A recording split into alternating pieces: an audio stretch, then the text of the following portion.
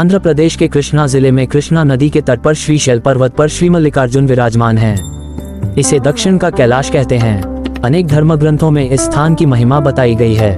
महाभारत के अनुसार श्रीशैल पर्वत पर भगवान शिव का पूजन करने से अश्वमेध यज्ञ करने का फल प्राप्त होता है। कुछ ग्रंथों में तो यहाँ तक लिखा है कि श्रीशैल के शिखर के दर्शन मात्र करने से दर्शकों के सभी प्रकार के कष्ट दूर भाग जाते हैं, उसे अनंत सुखों की प्राप्ति होती है और आवागमन के चक्कर से मुक्त हो जाता है। पौराणिक कथा। शिव पार्वती के पुत्र स्वामी कार्तिकेय और गणेश दोनों भाई विवाह के लिए आपस में कलह करने लगे। कार्तिकेय का कहना था कि वे बड़े हैं, इसलिए उनका विवाह पहले होना चाहिए, किंतु श्री गणेश अपना विवाह पहले करना चाहते थे। इस झगड़े पर फैसला देने के लिए दोनों अपने माता पिता भवानी और शंकर के पास पहुँचे। उनके माता पिता ने कहा कि तुम दोनों में जो कोई इस पृथ्वी की परिक्रमा करके पहले यहाँ आ जाएगा, उसी का विवाह पहले होगा।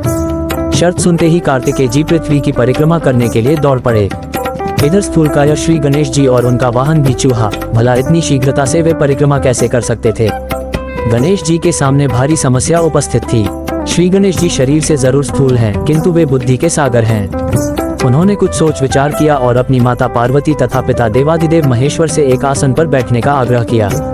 उन दोनों के आसन पर बैठ जाने के बाद श्री गणेश ने उनकी 7 परिक्रमा की, फिर विधिवत पूजन किया।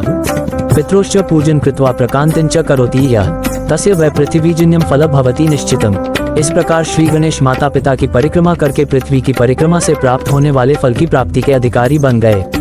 उनकी चतुर बुद्धि को देखकर शिव और पार्वती दोनों बहुत प्रसन्न हुए और उन्होंने श्री गणेश का विवाह भी करा दिया। जिस समय स्वामी कार्तिकेय संपूर्ण पृथ्वी की परिक्रमा करके वापस आए, उस समय श्री गणेश जी का विवाह विश्वरूप प्रजापति की पुत्रियों सिद्धि और बुद्धि के साथ हो चुका था। इतना ही नहीं, श्री गणेश जी को उनकी सिद्धि नामक पत्नी से क्षेम तथा बुद्धि नामक पत्नी से लाभ, ये 2 पुत्र रत्न भी मिल गए थे। भ्रमणशील और जगत का कल्याण करने वाले देवर्षि नारद ने स्वामी कार्तिकेय से यह सारा वृतांत कहा सुनाया। श्री गणेश का विवाह और उन्हें पुत्र लाभ का समाचार सुनकर स्वामी कार्तिकेय जल उठे।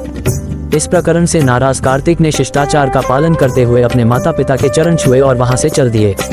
माता पिता से अलग होकर कार्तिक स्वामी क्रौंच पर्वत पर रहने लगे। शिव और पार्वती ने अपने पुत्र कार्तिकेय को समझा बुझाकर बुलाने हेतु देवर्षि नारद को क्रौंच पर्वत पर भेजा। देवर्षि नारद ने बहुत प्रकार से स्वामी को मनाने का प्रयास किया, किंतु वे वापस नहीं आए। उसके बाद कोमल हृदय माता पार्वती पुत्र स्नेह में व्याकुल हो उठी। वे भगवान शिव जी को लेकर क्रौंच पर्वत पर पहुंच गईं।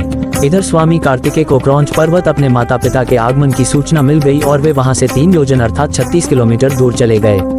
कार्तिकेय के चले जाने पर भगवान शिव उस क्रौंच पर्वत पर ज्योतिर्लिंग के रूप में प्रकट हो गए। तभी से वे मल्लिकार्जुन ज्योतिर्लिंग के नाम से प्रसिद्ध हुए।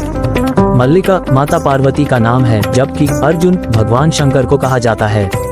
इस प्रकार सम्मिलित रूप से मल्लिकार्जुन नामक ज्योतिर्लिंग का जगत में प्रसिद्ध हुआ।